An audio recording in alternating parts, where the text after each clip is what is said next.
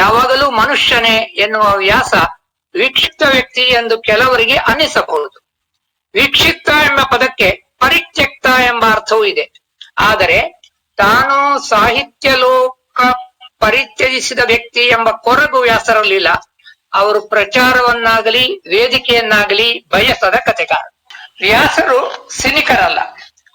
ಭಾರತದ ಪುರಾತನ ಮತ್ತು ಆಧುನಿಕ ಸಂಸ್ಕೃತಿಯನ್ನೇ ನೋಡಿ, ಅದು ಎಂದೂ ಏಕ ಸಂಸ್ಕೃತಿಯಾಗಿರಲೇ ಇಲ್ಲ.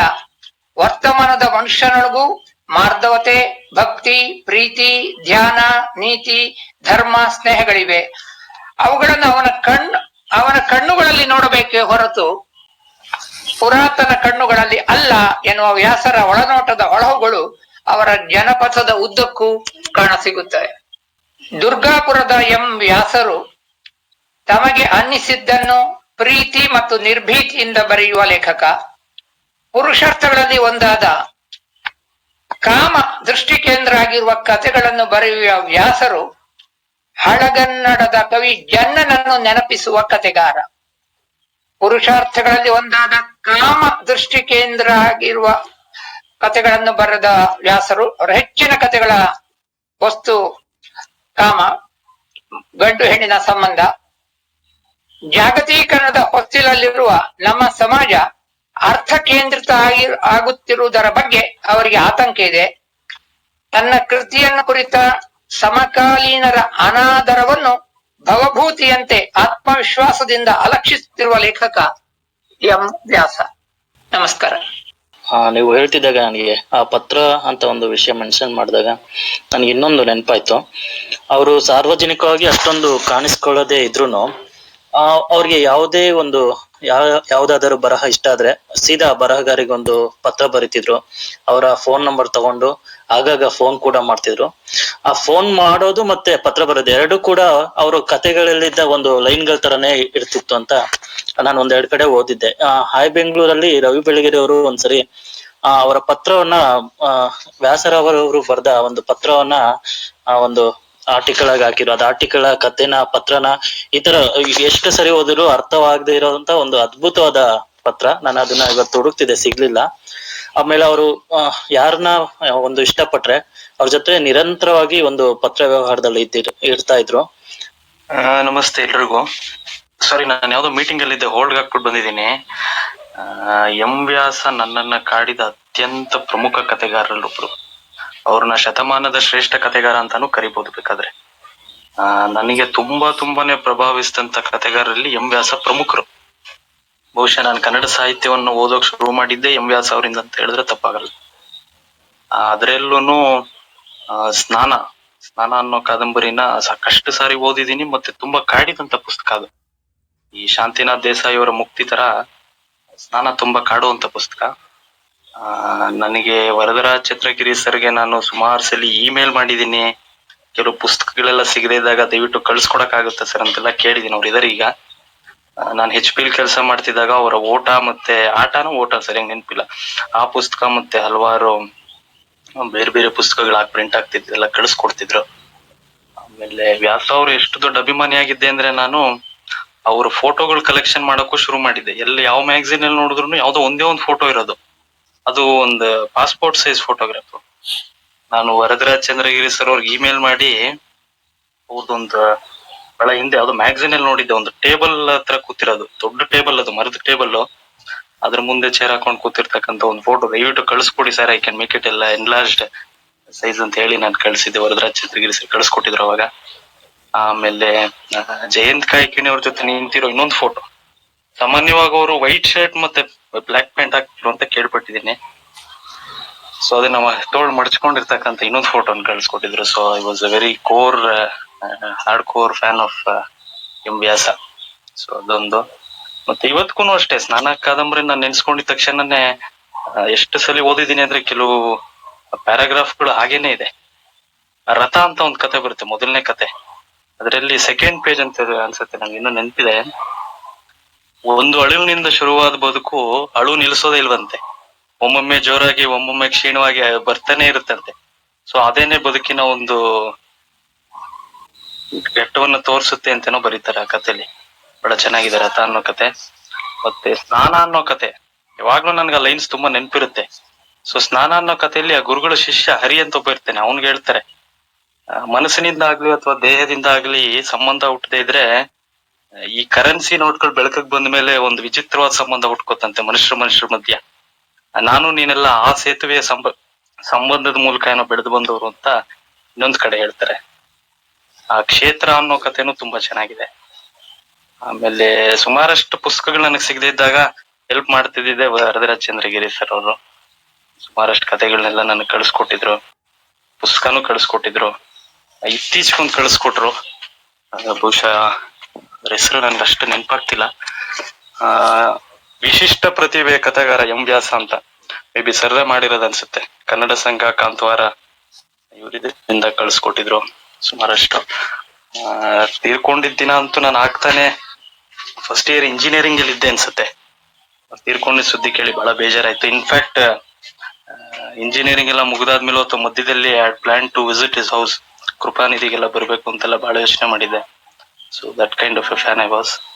ಸ್ವಾಮಿ ಸರ್ ಚೆನ್ನಾಗಿ ಹೇಳಿದ್ರೆ, ಅಂದ್ರೆ ನಮ್ಗೆ ವ್ಯಾಸರು ಅಂದ್ರೆ ನಮ್ಮ ಒಳಗನ್ನು ನಮ್ಗೆ ಅದು ಸ್ವಗತ ಅಲ್ಲದೆ ಬೇರೆ ತರ ಮಾತಾಡಕ್ಕೆ ಆಗಲ್ಲ ಅನ್ಸುವಷ್ಟು. ಆಕ್ಚುಲಿ ಇದ್ರ ಬಗ್ಗೆ ನಾನು ನಮ್ಮ ಋತುಮಾನದ ಕುಂಟಾಡಿ ನಿತೀಶ್ ಅವ್ರ ಹತ್ರ ಕೂಡ ಮಾತಾಡಿದ್ದೆ. ಅವರು ಬಹುಶಃ ಈ ಕೆಲಸದಲ್ಲಿ ತೊಡಗಿದ್ದಾರೆ. ಅವ್ರ ಹತ್ರ ಇವತ್ತು ಕೂಡ ಮಾತಾಡಿದೆ ಈ ವಿಷಯದ ಬಗ್ಗೆ. ನೋಡುವ, ಎಲ್ಲ ಒಳ್ಳೇದಾದ್ರೆ ಅವ್ರ ಸಮಗ್ರ ಒಂದ್ 2-3 ಸಂಪುಟದಲ್ಲಿ ಓದುವ ಭಾಗ್ಯ ಕೂಡ ಲಭಿಸಲಿದೆ. ಇನ್ನೊಂದು point sir, I just forget to mention, ಅವ್ರ ಕೊನೆ ಕತೆ if I am correct it was Dada. ಓ ಮನಸ್ಸೇಗೆ ಅವರು ಬರೀತಾರೆ ಅಂತ ಗೊತ್ತಾದಾಗ I was most happy to subscribe for that magazine.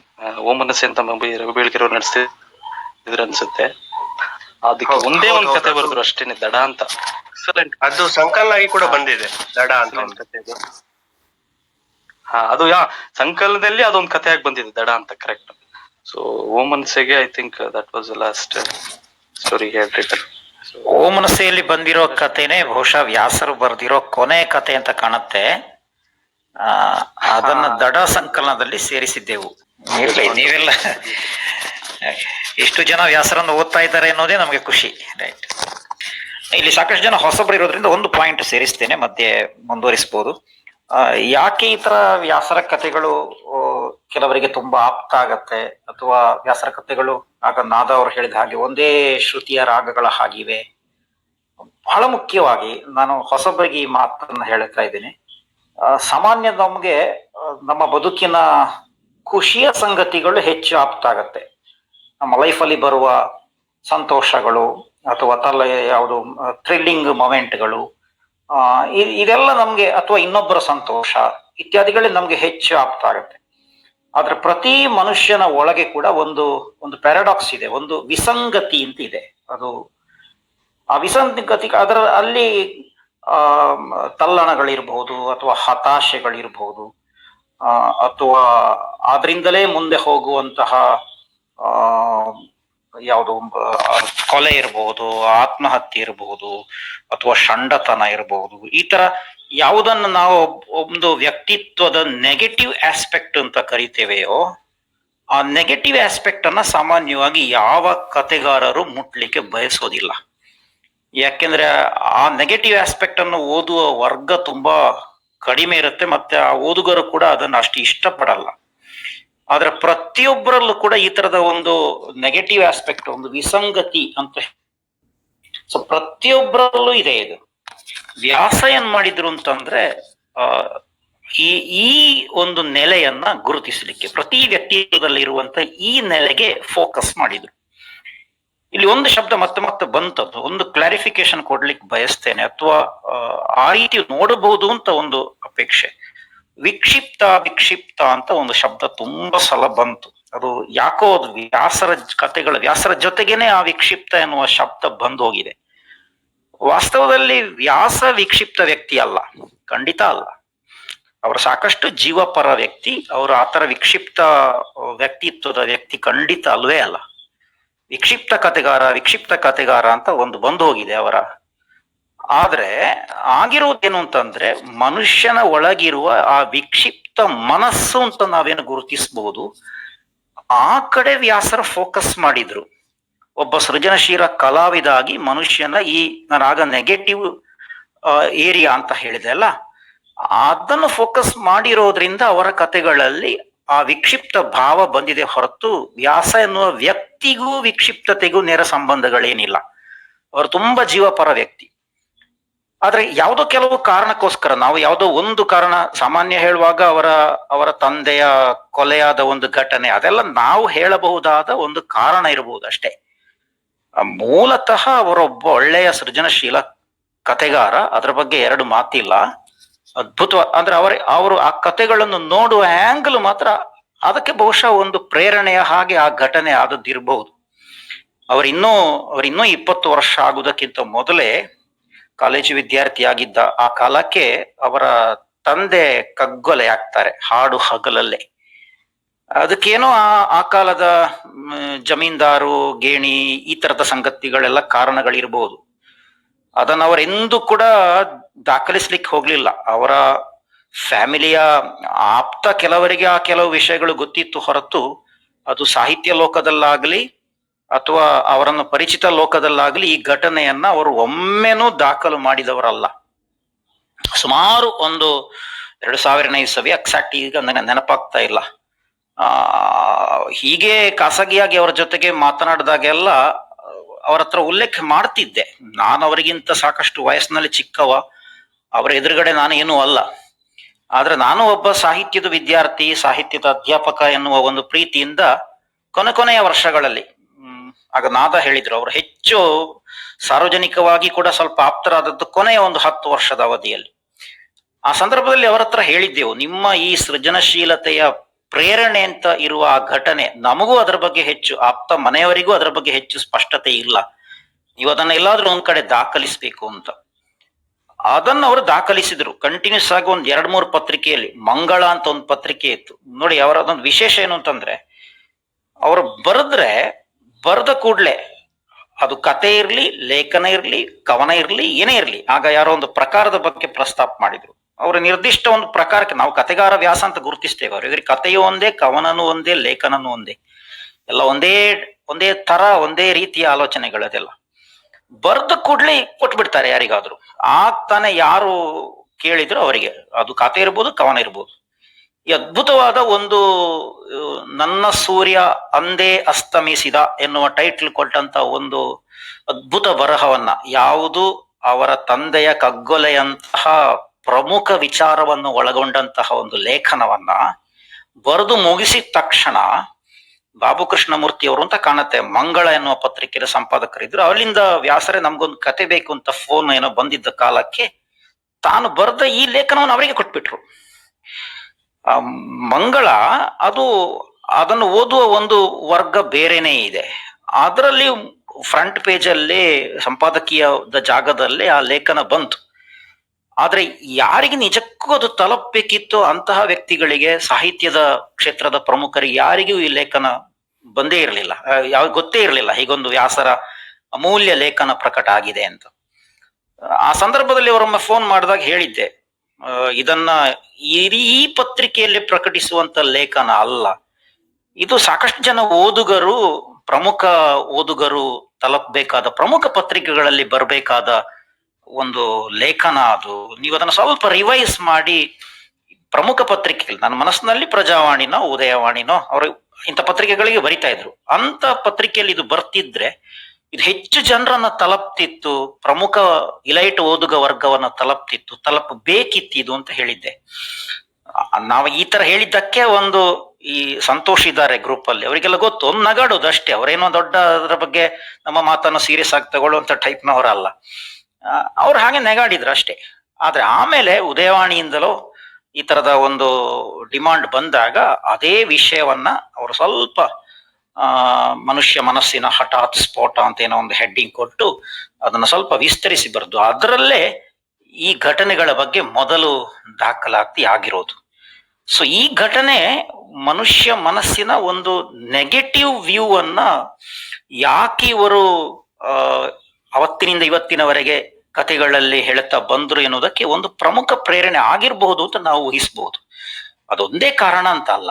ಹಾಗಾಗಿ ನಾನು ಇದುವರೆಗೆ ಏನ್ ಹೇಳಲಿಕ್ಕೆ ಬಯಸಿದ್ದು ಅಂತಂದ್ರೆ, ವ್ಯಾಸ ಎನ್ನುವ ವ್ಯಕ್ತಿ ವೈಯಕ್ತಿಕ ಬದುಕಿನಲ್ಲಿ ವಿಕ್ಷಿಪ್ತರಾಗ್ಲಿಲ್ಲ. ಆಗಿರಲಿಲ್ಲ, ಖಂಡಿತ ಇಲ್ಲ. ಅವ್ರು ಹೆಚ್ಚು ಸಮಾಜಕ್ಕೆ ಎಕ್ಸ್ಪೋಸ್ ಆಗ್ಲಿಲ್ಲ, ಒಪ್ಕೊಳ್ತೇನೆ ನಾನು. ಅವರು ಯಾವುದೋ ಒಂದು ಹಿಂಜರಿಕೆ ಅವರನ್ನು ಕಾಡ್ತಾ ಇತ್ತು. ಯಾಕಂದ್ರೆ ಅವರು ಬೆಳೆದ ಮನೆತನ ಮತ್ತು ಆ ಮನೆತನ ಈಗ ಅನುಭವಿಸುವಂತ ಸ್ಥಿತಿ ಇದೆಲ್ಲ ಅವರಿಗೆ ಸ್ವಲ್ಪ, ಯಾಕಂದ್ರೆ ಅವರ ತಂದೆ ಕಾಲದಲ್ಲಿ ಅವರು ದೊಡ್ಡ ಜಮೀನ್ದಾರರಾಗಿದ್ರು. ಇವರ ಕಾಲಕ್ಕೆ ಬಂದಾಗ ಇವರ ಬಹುತೇಕ ಜಮೀನೆಲ್ಲ ಭೂ ಮಸೂದೆ ಇತ್ಯಾದಿಗಳು ಬಂದ ಮೇಲೆ ಹೋಗಿತ್ತು. ಈ ಮಧ್ಯೆ ತಂದೆಯ ಮರ್ಡರ್ ಆಯ್ತು. ಇದೆಲ್ಲ ಆದ್ರಿಂದ ಅವರು ಸ್ವಲ್ಪ ಇಂಟ್ರೋವರ್ಟ್ ಆದ್ರು ಎನ್ನುವುದನ್ನು ಒಪ್ಕೊಳ್ತೇನೆ. ಬಟ್ ವಿಕ್ಷಿಪ್ತ ಎನ್ನುವ ಶಬ್ದ ವ್ಯಾಸರ ವ್ಯಕ್ತಿತ್ವಕ್ಕೆ ಅಷ್ಟು ಸೂಟ್ ಆಗೋದಿಲ್ಲ. ಆದ್ರೆ ಮನುಷ್ಯನ ಮನಸ್ಸಿನ ವಿಕ್ಷಿಪ್ತ ಮುಖವನ್ನ ಅವರು ಫೋಕಸ್ ಮಾಡಿದ್ರು ಕತೆಗಳಲ್ಲಿ. ನನಗೊಂದು ಸಣ್ಣ ನೆನಪಿದೆ ಈ ವಿಷಯದ ಕುರಿತಾಗಿ. ನಾನಾಗ ಹೈಸ್ಕೂಲ್ ಓದ್ತಾ ಇದ್ದೆ, ಅವರ ಕೃತ ಸಂಕಲನ ಮಾತ್ರ ಓದಿದ್ದೆ. ಬಟ್ ಆಗೇನು ಈ ಮಂಗಳ ಸಿಗ್ತಾ ಇತ್ತು. ಮಂಗಳದಲ್ಲಿ ವಾರ ವಾರ ಎರಡನೇ ಪೇಜ್ ಮುಖಪುಟದ ನೆಕ್ಸ್ಟ್ ಪೇಜ್ ಅಲ್ಲೇ ಈ ಸಾಹಿತಿಗಳಿಗೆ ಅವರ ಸಾಹಿತ್ಯ ಪ್ರೇರಕ ಶಕ್ತಿ ಯಾವುದು ಈ ತರದ್ದು ಸುಮಾರು ಜನರದ್ದು ಬಂತು. ಒಂದಿನ ಹಠಾತ್ ಆಗಿ ವ್ಯಾಸರದ್ದು ಬಂತು. ಅದು ಎಷ್ಟು ಜಾಸ್ತಿ ಕೂಡ ಇರ್ಲಿಲ್ಲ, ಒಂದೂವರೆ ಪೇಜ್ ಕೂಡ ಇರ್ಲಿಲ್ಲ. ಹೌದು, ನನಗೆ ಶಾಕ್. ಮಂಗಳದಂತಹ ಪತ್ರಿಕೆ ಅಲ್ಲ, ನಾವು ವರ್ಗೀಕರಿಸೋದಲ್ಲ, ಮಂಗಳದಂತಹ ಪತ್ರಿಕೆಯಲ್ಲಿ ಇಂಥ ಲೇಖನ ಅದು ಬಂದದ್ದು ನನಗೆ ಕೂಡ ಅವತ್ತು ಆಶ್ಚರ್ಯ ಆಗಿತ್ತು. ನಾನು ನಿಮ್ಮ ಹತ್ರ ಈ ವಿಷಯ ಮಾತಾಡಿದ್ದೆ ಆಕ್ಚುಲಿ. ಹೌದು, ಅದು ಕರೆಕ್ಟ್. ನೀವು ಹೇಳುವಾಗ ನೆನಪಾಯ್ತು ನಂಗೆ. ಧನ್ಯವಾದಗಳು ಸರ್. ಈಗಿನ ಕಾಲಘಟ್ಟದಲ್ಲಿ ವ್ಯಾಸರನ್ನ ಅಂದ್ರೆ ಈಗಿನ ಕಾಲಘಟ್ಟದಲ್ಲಿ ಅಂದ್ರೆ ಪ್ರಸ್ತುತ ಸನ್ನಿವೇಶದಲ್ಲಿ ವ್ಯಾಸರನ್ನ ನೆನಪು ಮಾಡಿಕೊಳ್ಳತಕ್ಕಂತಹ ಅವರ ಕೃತಿಗಳನ್ನ ಓದುವ ಮತ್ತೆ ಚರ್ಚಿಸುವ ಅಗತ್ಯ ಮತ್ತೆ ತುರ್ತು ತುಂಬಾ ಇದೆ ಅಂತ ನನ್ನ ಭಾವನೆ. ವ್ಯಾಸರನ್ನ ಬಹುಶಃ ಕನ್ನಡದ ಬಹಳ ವಿಕ್ಷಿಪ್ತ ಅಂತ ವರದರಾಜ್ ಅವ್ರು ಹೇಳಿದ ಹಾಗೆ ವಿಕ್ಷಿಪ್ತ ಅಂತ ಹೇಳೋದಕ್ಕೆ ಖಂಡಿತ ನನಗೂ ಮನಸ್ಸಿಲ್ಲ. ವಿಶಿಷ್ಟ ಕಥೆಗಾರರು ಅಂತ ಹೇಳೋದಕ್ಕೆ ಯಾವುದೇ ಅಡ್ಡಿ ಇಲ್ಲ ಅಂತ ನನ್ನ ಭಾವನೆ. ನನ್ಗೆ ಬೋರೆಸ್ ಅನ್ನೋ ಒಬ್ಬ ಲೇಖಕ ಹೇಳಿರೋ ಮಾತು ಬಹಳ ನೆನಪಾಗುತ್ತೆ ವ್ಯಾಸರನ್ನ ನೆನಪು ಮಾಡ್ಕೊಂಡಾಗ. ಅಂದ್ರೆ ವಿಶ್ವದ ಕೇಂದ್ರ ಎಲ್ಲಿಯೂ ಇಲ್ಲ, ಅದರ ಪರಿಧಿ ಮಾತ್ರ ಎಲ್ಲೆಲ್ಲೂ ಇದೆ ಅನ್ನೋ ಹಾಗೆ ವ್ಯಾಸರು ಕೂಡ ಅಷ್ಟೇ. ಅವರೇ ಸೃಷ್ಟಿಸಿಕೊಂಡಂತಹ ದುರ್ಗಾಪುರ, ಶಂಕರಿ ನದಿ ಅದು ಕೇಂದ್ರವಾಗಿಟ್ಕೊಂಡು ಅದರ ಪರಿಧಿಗಳನ್ನ ಮಾತ್ರ ತುಂಬಾ ವಿಸ್ತರಿಸಿದ್ರು ಅಂತ ನನಗನ್ಸುತ್ತೆ. ನಾನು ಅವರ ಯಾವುದು ಒಂದು ಕಥೆಯನ್ನ ನಾನು ಬಿಂಬ ಅನ್ನೋ ಕಥೆ ನಾನು ತುಂಬಾ ಇಷ್ಟಪಟ್ಟು ಓದಿದ್ದೆ.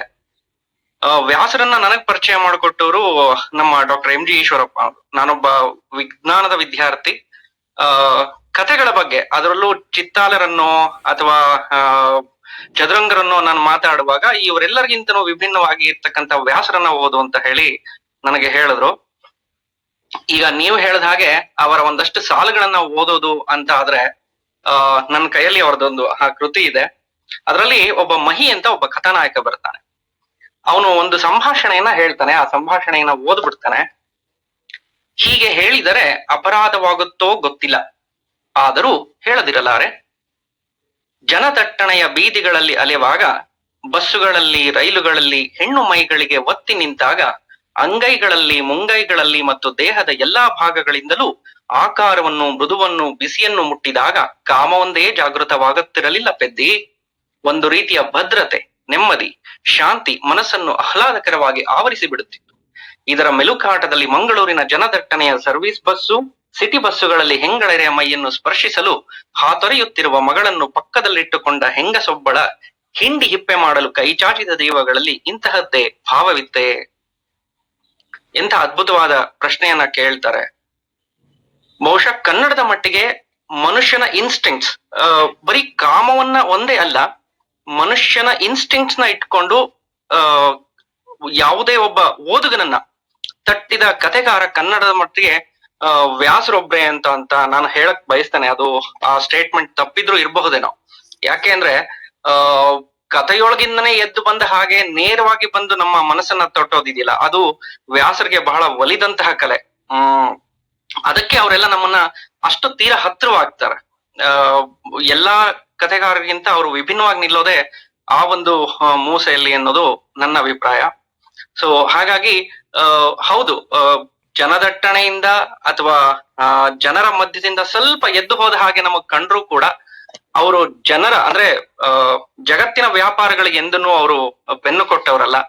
ಹಾಗಾಗಿ ವಿಕ್ಷಿಪ್ತ ಅನ್ನೋದಕ್ಕಿಂತ ವಿಶಿಷ್ಟ ಕಥೆಗಾರರು, ನಮ್ಮ ನಡುವಿನ ವಿಶಿಷ್ಟ ಕಥೆಗಾರರು ವ್ಯಾಸರು ಅಂತ ಹೇಳಿದ್ರೆ ಅದು ನಿಜವಾಗ್ಲೂ ಅದು ಅವರಿಗೆ ನಾವು ಸಲ್ಲಿಸಬೇಕಾದಂತಹ ನಿಜವಾದ ನುಡಿ ನಮನ ಅಂತ ನನಗನ್ಸುತ್ತೆ. ಧನ್ಯವಾದಗಳು. ಎಂದೂ ಬಂಧನವರಿಯದ ಅತ್ಯಂತ ಚಂಚಲ ಮನಸ್ಸು ಮನುಷ್ಯನಿಗಿದೆ. ಇಂತಹ ಮನಸ್ಸು ಯಾವ ಕಟ್ಟುಪಾಡುಗಳನ್ನು, ಯಾವ ನೀತಿ ನಿಯಮಗಳನ್ನು ಒಪ್ಪುವುದಿಲ್ಲ.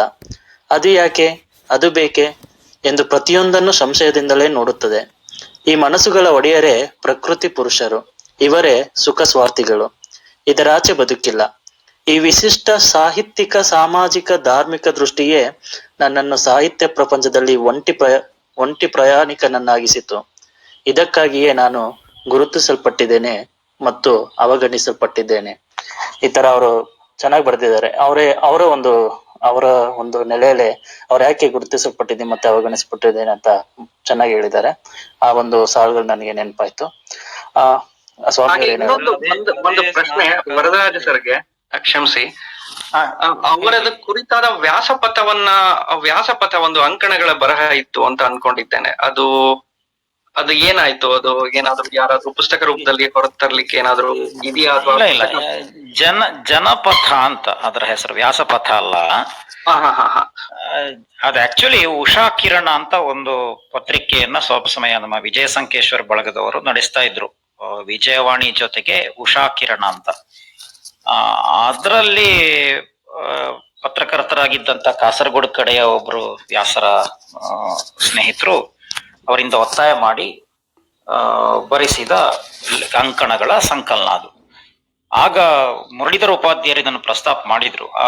ಉಡುಪಿನಲ್ಲಿ ಅಖಿಲ ಭಾರತ ಸಾಹಿತ್ಯ ಸಮ್ಮೇಳನ ಆದಾಗ ಕೆಲವು ಹೊಸ ಪುಸ್ತಕಗಳನ್ನ ಆ ಸಮ್ಮೇಳನ ಸಮಿತಿಯವರು ಬಿಡುಗಡೆ ಮಾಡಿದ್ರು. ಅದರಲ್ಲಿ ಈ ಅಂಕಣ ಬರಹಗಳು ಕೂಡ ಇದೆ. ಜನಪಥ ಅಂತ ಅದರ ಹೆಸರು. ಅದು ಸಾಹಿತ್ಯ ಸಮ್ಮೇಳನದವರು ಪಬ್ಲಿಷ್ ಮಾಡಿರೋದ್ರಿಂದ ಅದು ಪುಸ್ತಕಗಳ ಅಂಗಡಿಗಳಲ್ಲಿ ಸಿಕ್ಕಿದೆಯೋ ಅದೆಲ್ಲ ಗೊತ್ತಿಲ್ಲ. ನಮ್ಗೆಲ್ಲ ಒಂದೋ ಎರಡೋ ಕಾಪಿಗಳು ಮಾತ್ರ ನೋಡ್ಲಿಕ್ಕೆ ಸಿಕ್ಕಿತ್ತಷ್ಟೇ. ಬಹಳ ಹಿಂದೆ 70ರ ದಶಕದಲ್ಲಿ ಕತ್ತಲು ಬೆಳಕು ಎನ್ನುವ ಶೀರ್ಷಿಕೆಯಲ್ಲಿ ವ್ಯಾಸರು ಉದಯವಾಣಿಯಲ್ಲೂ ಒಂದು ಅಂಕಣ ಬರೀತಾ ಇದ್ರು. ಅದು ಸಾಹಿತ್ಯಿಕ ವಿಷಯಗಳಲ್ಲ. ಎರಡು ಕತ್ತಲು ಬೆಳಕು ಎನ್ನುವ ಶೀರ್ಷಿಕೆ ಹೇಳುವ ಹಾಗೆ ಒಂದು ವಿಷಯದ ಎರಡು ಮುಖ, ಪಾಸಿಟಿವ್ ನೆಗೆಟಿವ್ ಎರಡು ಮುಖಗಳನ್ನು, ಅದು ವರ್ಲ್ಡ್ ವಾರ್ ಬಗೆಗಿರ್ಬೋದು, ಆಟಮ್ ಬಾಂಬ್ ಬಗೆಗಿರ್ಬೋದು, ಜಗತ್ತಿನ ತಲ್ಲಣಗಳ ಬಗ್ಗೆ ಇರ್ಬೋದು.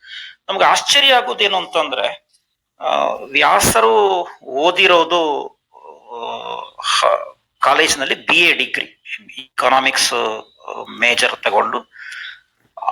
ಬಹುಶಃ ನಾನು ಅಂದ್ಕೊಂಡ ಹಾಗೆ ಅವರು BA ಕಂಪ್ಲೀಟ್ ಕೂಡ ಮಾಡಿರ್ಲಿಕ್ಕಿಲ್ಲ. ಅವರ ಮನೆಯ ತೊಂದರೆಗಳಿಂದಾಗಿ ನಾನು ಆಗ ಪ್ರಸ್ತಾಪ ಮಾಡಿದ ಅವರ ತಂದೆಯ ಕೊಲೆ ಮತ್ತು ಅವರ ಮನೆಯ ಜವಾಬ್ದಾರಿ ಎಲ್ಲ ಅವರು ವಹಿಸ್ಬೇಕಾದ್ರಿಂದ ಅವರು ಬಹುಶಃ ಕಂಪ್ಲೀಟೇ ಮಾಡಿರ್ಲಿಕ್ಕಿಲ್ಲ. ವ್ಯಾಸರಿಗೆ ಅಂತ ಮತ್ತು ಈಗಾಗಲೇ ನಾನು ಹೇಳಿದ ಹಾಗೆ ಅವರೊಂಥರ ಇಂಟ್ರೋವರ್ಟ್ ವ್ಯಕ್ತಿ, ಹೆಚ್ಚು ಸಂಪರ್ಕ ಕೂಡ ಇಲ್ಲ. ಆದ್ರೆ ಅವರ ಚಿಂತನೆಗಳು ಎಷ್ಟು ವ್ಯಾಪಕವಾಗಿತ್ತು ಅಂತ ನನಗೆ ಆಶ್ಚರ್ಯ ಆಗುತ್ತೆ. ಅವ್ರು ಯಾವುದೋ ಲೈಬ್ರರಿಗೆ ಹೋದವರಲ್ಲ, ಯಾವುದೇ ಆಳವಾದ ಅಧ್ಯಯನ ಮಾಡಿದಂತಹ ಅಕಾಡೆಮಿಕ್ ಅಧ್ಯಯನ ಮಾಡಿದಂತಹ ವ್ಯಕ್ತಿ ಅಲ್ಲ. ಆದ್ರೆ ಅವರು ಕೂತಲ್ಲೇ ಮನ್ನಿಪ್ಪಾಡಿ ಎನ್ನುವಂತ ಅವರ ಮನೆಯಲ್ಲಿ ಕೂತೆ ಅವರು, ಈಗಿನ ಕಾಲದಲ್ಲಿ ಇಂಟರ್ನೆಟ್ ಇದೆ, ಟಿವಿ ಇದೆ, ಆ ಕಾಲಕ್ಕೆ ಅವರ ಮನೆಯಲ್ಲಿ ವಿದ್ಯುತ್ತೇ ಇರಲಿಲ್ಲ. ಪ್ರತಿ ಮನೆಗೆ ಗೊತ್ತು, ಶಾಲೆಗೆ ಹೋಗುವ ಕಾಲಕ್ಕೆಲ್ಲ ಅವರ ಮನೆಯಲ್ಲಿ ವಿದ್ಯುತ್ ಇರಲಿಲ್ಲ. ಅವರು ಚಿಮಣಿ ದೀಪದಲ್ಲಿ, ಲ್ಯಾಂಪಿನ ದೀಪದಲ್ಲಿ ಬರೆದಿರೋದು, ಓದಿರೋದೆಲ್ಲ. ಅಂತ ಒಂದು ಪ್ರತಿಭೆ ಹೇಗ್ ಬಂತು ಅಂತ ನಮ್ಗೆ ಆಶ್ಚರ್ಯ ಆಗ್ತದೆ. ಅಷ್ಟು ಆಳವಾದ ಅಧ್ಯಯನ ಹೇಗ್ ಬಂತು ಅವರಿಗೆ ಅಂತ ಆಶ್ಚರ್ಯ ಆಗ್ತದೆ. ಇಲಿಸ್ಟ್ರೇಟೆಡ್ ವೀಕ್ಲಿ ಅಂತಹ ಪುಸ್ತಕಗಳನ್ನು ನಿರಂತರವಾಗಿ ತರಿಸ್ತಾ ಇದ್ರು, ಓದ್ತಾ ಇದ್ರು. ಅವರ ಜ್ಞಾನಗಳು ಇಂಥ ಪತ್ರಿಕೆಗಳ ಮೂಲಕ ಬಂದಿರೋದು. ಅದನ್ನ ಇಟ್ಕೊಂಡು ಆಗ ಅಜಂತ, ಪ್ರಶಾಂತ್ ನೆನಪು ಮಾಡಿದ್ರು, ಅಜಂತ ಅಂತ ಒಂದು ಪತ್ರಿಕೆಯನ್ನ ಕಾಸರಗೋಡ್ನಲ್ಲಿ ನಡೆಸಿದ್ರು ಅವರು. ಸುಮಾರು 13 ಮಾಸ ಪತ್ರಿಕೆ, 13 ಸಂಚಿಕೆಗಳು ಬಂತದು. ಆಮೇಲೆ ಅದನ್ನು ಮುಂದುವರಿಸ್ಲಿಕ್ಕೆ ಆಗ್ಲಿಲ್ಲ. ಕಾಸರಗೋಡ್ನಂತ ಒಂದು ಊರಿನಲ್ಲಿ ರಾಜ್ಯ ಮಟ್ಟದ ಒಂದು ಪತ್ರಿಕೆಯನ್ನು ಮಾಡೋದಷ್ಟು ಸುಲಭದ ಕೆಲಸ ಅಲ್ಲ. ಮತ್ತು ಈಗ ಅನೇಕರು, ಈಗ ಅತ್ಯಂತ ಪ್ರಮುಖ ವ್ಯಕ್ತಿಗಳು ಅದರಲ್ಲಿ, ಈಗ ನಾಡಿ ಸೋಜಾ ಅಂತವರು, ಆಮೇಲೆ ತಿಮಲೇಶ್ ಅಂತವರು. ಕಿವಿರಿ ತಿಮಲೇಶ್ ಅವರಿಗೆ ಅವರ ಸ್ನೇಹಿತರು, ಅವರ ಕ್ಲಾಸ್ಮೇಟ್ ಕೂಡ ಆಗಿದ್ದವರು. ಈ ತರದ ಅನೇಕರು ಇದರ ಮೂಲಕ, ಈ ಅಜಂತ ಎನ್ನುವ ಪತ್ರಿಕೆಯ ಮೂಲಕ ಬರವಣಿಗೆಯನ್ನ ಪ್ರಾರಂಭ ಮಾಡಿದ್ದು. ಸುಬ್ರಾಯ ಚಕ್ಕಾಡಿ ಅವರು ಬರೆದಿದ್ದಾರೆ. ಉದ್ಯಾವರ ಮಾಧವಾಚಾರ್ಯ ಅಂತ ಮೊನ್ನೆ ಉಡುಪಿಯಲ್ಲಿದ್ದ ವಿದ್ವಾಂಸರು ತೀರ್ಕೊಂಡ್ರು. ಅವರ 2 ಕಥೆಗಳು ಬಂದಿತ್ತು. ಒಂದ್ ದಿವಸ ಅವರು ನನ್ನ 2 ಕಥೆಗಳನ್ನು ವ್ಯಾಸರ ಅಜಂತದಲ್ಲಿ ಬಂದಿತ್ತು, ಈಗ ನನಗೆ ಕಳೆದು ಹೋಗಿದೆ, ನೀನು ಹುಡುಕಿ ಕೊಡ್ತೀಯ ಅಂತಂದ್ರು. ನನ್ನ ಸಂಗ್ರಹದಲ್ಲಿ ಇದ್ದದನ್ನು ಹುಡುಕಿ ಕೊಟ್ಟೆ. ಅನೇಕರು ಇವತ್ತು ಪ್ರಮುಖ ವಾಹಿನಿ. ಈಶ್ವರಯ್ಯ ಅಂತೂ ಅವರನ್ನು ಮರೀಲಿಕ್ಕೆ ಸಾಧ್ಯ ಇಲ್ಲ. ಈಶ್ವರಯ್ಯ ಅಂತ ಅವರ ವ್ಯಕ್ತಿ ವ್ಯಾಸರನ್ನು ಬೆಳೆಸಿದ್ದು ಮತ್ತು ಈಶ್ವರಯ್ಯ ಮತ್ತು ವ್ಯಾಸರ ಸಂಪರ್ಕ ಬಹಳ ಆತ್ಮೀಯವಾದ ಒಡನಾಟ. ತುಷಾರದಲ್ಲಿ ವ್ಯಾಸರು ಬರಿತಾ ಹೋದ ಹಾಗೆ ತುಷಾರದಲ್ಲಿ ಪ್ರಕಟಿಸ್ತಾ ಹೋದವರು ಈಶ್ವರಯ್ಯ. ಹೀಗೆ ಒಂದು ಒಂದು ಸೀಮಿತ ವಲಯದಲ್ಲಿ ಮಾತ್ರ ಪರಿಚಿತರಾಗಿದ್ದಂತ ವ್ಯಾಸ ಇಷ್ಟು ಅಗಾಧವಾದ ಅಂಕಣಗಳನ್ನೆಲ್ಲ ಹೇಗೆ ಬರಿತಾ ಇದ್ರು ಅಂತಲೇ ನನಗೆ ಎಷ್ಟೋ ಸಲ ಆಶ್ಚರ್ಯ ಆದದ್ದಿದೆ. ಆ ಕತ್ತಲು ಬೆಳಕು ಎನ್ನುವ ಅಂಕಣಗಳ ಸಂಕಲನ ಅದನ್ನು ಈಗ ತರ್ಲಿಕ್ಕೆ ಸಾಧ್ಯವಾ ಅಂತ ನಾನು ಹುಡುಕಿದ್ದೆ. ನನಗೊಂದು 10-15 ಪುಟ್ಟ ಅಂಕಣಗಳ ಇದು ಮಾತ್ರ ಸಿಕ್ತಷ್ಟೇ. ಅದು ಯಾವ ಸಂಗ್ರಹದಲ್ಲಿ ಅದಿಲ್ಲ. ಉಷಾ ಕಿರಣ ಪತ್ರಿಕೆಯಲ್ಲಿ ಬಂದ ಅಂಕಣಗಳು ಜನಪಥ ಎನ್ನುವ ಹೆಸರಿನಲ್ಲಿ ಬಂದಿತ್ತು. ಪ್ರಶಾಂತ್ ನೀವು ಹೇಳಿದ ಹಾಗೆ ಅದು ಒಂದು ಪುಸ್ತಕ ರೂಪದಲ್ಲಿ ಬಂದಿದೆ. ಅದೆಲ್ಲ ಮಾರಾಟದ ವ್ಯವಸ್ಥೆಗಳು ಇರಲಿಲ್ಲ. ಅದು ಯಾವುದೋ ಪುಸ್ತಕದ ಅಂಗಡಿಯಲ್ಲಿ. ಒಂದು ಅಂಕಣ ಬರಹಗಳ ಒಂದು ಸಂಕಲನ ಬಂದಿದೆ ಸರ್. ಮತ್ತೆ ಕವಿತಾ ಸಂಕಲನ ನನಗೆ ಒಂದು ಸಿಕ್ಕಿದೆ, ಮತ್ತೆ 2 ಪ್ರಕಟ ಆಗಿದೆ ಅಂತ ಒಂದು ಮಾಹಿತಿ ಇದೆ ಸರ್. ಹೌದು. ಒಂದು ಬಹಳ ಅವರು ಆರಂಭದಲ್ಲಿ ಕಂಬನಿ ಅಂತ ಒಂದು ಕಥಾ ಸಂಕಲನ ಮಾಡಿದಾಗ, ಅದಾದ ನಂತರ ಸುಳಿ ಎನ್ನುವ ಹೆಸರನ್ನ ಒಂದು ಕವನ ಸಂಕಲನ ತಂದಿದ್ರು 70s ಅಲ್ಲಿ. ಅದು 1970ರ ದಶಕದಲ್ಲಿ ಸುಳಿ ಮತ್ತು ಕಂಬನಿ ಅನ್ನೋದು ಒಂದು ಕಥಾ ಸಂಕಲನ, ಒಂದು ಕವನ ಸಂಕಲನ ಅವರ ಹೆಸರಿನಲ್ಲಿ ಮೊದಲಿದ್ದದ್ದು. ಆಮೇಲೆ ಈ ಕೃತ ಎನ್ನುವ ಸಂಕಲನ 1997ರ ಆಸ್ಪಾಸ್ನಲ್ಲಿ ಕೃತ ಎನ್ನುವ ಕಥಾ ಸಂಕಲನ ಬಂದಾಗ ಕ್ಷೇತ್ರ ಅಂತ ಹೇಳುವ ಒಂದು ಕವನ ಸಂಕಲನವನ್ನು ಕೂಡ ತಂದ್ರು. ಆಮೇಲೆ ಅವರು ತೀರ್ಕೊಂಡ ನಂತರ ಅನೇಕ ಒಳ್ಳೊಳ್ಳೆಯ ಕವನಗಳು ಬೇರೆ ಬೇರೆ ಪತ್ರಿಕೆಗಳಲ್ಲಿ ಬಂದದ್ದಿತ್ತು. ಅದನ್ನೆಲ್ಲ ಸೇರಿಸಿ ಸೃಷ್ಟಿ ಎನ್ನುವ ಹೆಸರಿನ ಒಂದು ಕವನ ಸಂಕಲನವನ್ನು ನಾನು ಮತ್ತು ಈ ಪ್ರತಿಮಾ ಇದಾರಲ್ಲ ಅವರ ಅಣ್ಣ ಡಾಕ್ಟರ್ ತೇಜಸ್ವಿ ವ್ಯಾಸರ ಮಗ, ನಾವೆಲ್ಲ ಸೇರಿ ಒಂದು ಸೃಷ್ಟಿ ಎನ್ನುವ ಕವನ ಸಂಕಲನವನ್ನಾಗ ತಂದಿದ್ದೆವು. 2010 ಇರಬೇಕು. ಅದು 3 ಕವನ ಸಂಕಲನಗಳು ಪ್ರಕಟ ಆಗಿವೆ. ಇನ್ನೊಂದಷ್ಟು ಕವನಗಳು ಇವೆ, ಅದೆಲ್ಲ ಹಸ್ತಪ್ರತಿಯಲ್ಲಿ. ಅದನ್ನೆಲ್ಲ ಸಂಗ್ರಹಿಸಿ ಸುಲಭದ ಕೆಲಸ ಅಲ್ಲ ಅಂತ ಅಲ್ಲೇ ಬಿಟ್ವಿ. ಕಥೆಗಳಿವೆ. ಆಗ ಯಾರೋ ಪ್ರಸ್ತಾಪ ಮಾಡಿದ ಒಂದು 50 ಕಥೆಗಳು ವ್ಯಾಸರ ಆರಂಭ ಕಾಲದ ಕಥೆಗಳು. 1965ರ ಸುಮಾರಿಗೆ ಜನಪ್ರಗತಿ ಈ ತರದ ಪತ್ರಿಕೆಗಳಲ್ಲಿ ಅವರು ಬರೀತಾ ಇದ್ರು. ವಿಶೇಷವಾಗಿ ಅವರನ್ನು ಬೆಳೆಸಿದ್ದು ಪಾವೆಮ್ ಆಚಾರ್ಯ ಅಂತವರು. ಅಂತವರ ಪ್ರೇರಣೆಯಿಂದ ಅವರು ಬರೆದ ಕಥೆಗಳೆಲ್ಲ ಇದೆ. ತುಂಬಾ ಹಳೆಯ ಕಾಲದ ಕಥೆಗಳು. ಒಂದು ವಿಶೇಷ ಅಂದ್ರೆ ಅವತ್ತಿನ ಕಥೆಗಳಿಂದ ಕೊನೆಯ ಕಥೆಗಳವರೆಗೂ ಒಂದೇ ಶ್ರುತಿಯ ರಾಗ ಅಂತ ಹೇಳ್ಬೋದಲ್ಲ, ಹಾಗೆ ಅದು ಎಲ್ಲ ಒಂದೇ ಕಥೆಯ ವಿವಿಧ ವಿನ್ಯಾಸಗಳಿದ್ದ ಹಾಗೆ. ಅದರ ಥೀಮ್ ಒಂದೇ. ಅಷ್ಟು ಒಂದೇ ಥೀಮನ್ನ ಇಷ್ಟು ಬೆಳೆಸಿದಂತಹ ಕಥೆಗಾರ ಬಹುಶಃ ಕನ್ನಡದಲ್ಲಿ ಬೇರೊಬ್ರು ಇರುವ ಸಾಧ್ಯತೆಗಳಿಲ್ಲ. ಇನ್ನೊಂದು ಆಲೋಚನೆ ಇಲ್ಲ. ಎಲ್ಲವೂ ಒಂದು ರೀತಿಯ ಮನುಷ್ಯ ಮನಸ್ಸಿನ ವಿಸಂಗತಿಗಳ ಕಡೆಗೆ ಫೋಕಸ್ ಮಾಡಿರೋ ಕಥೆಗಳು.